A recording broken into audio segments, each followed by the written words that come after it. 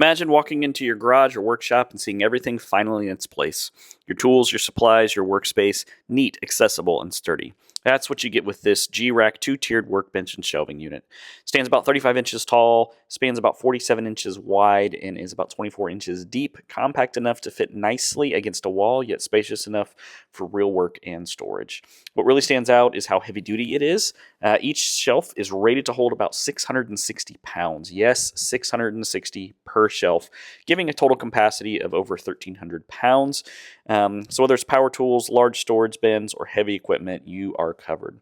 You might be wondering how hard is it to set up? The good news is it features a boltless assembly system, so no messing around with screws or complicated hardware. You simply need to snap some pieces together and you are good to go. I just needed a little bit of mallet to help and it was perfect. And to keep things stable on the floor, it comes with non-slip rubber feet, so the whole thing sits solid without scratching wood floor or shifting under load.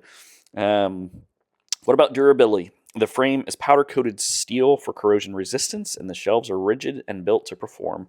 If you're in a damp or humid environment, the manufacturer does suggest applying an oil-based finish to the boards for added protection in case your space runs a little bit moist.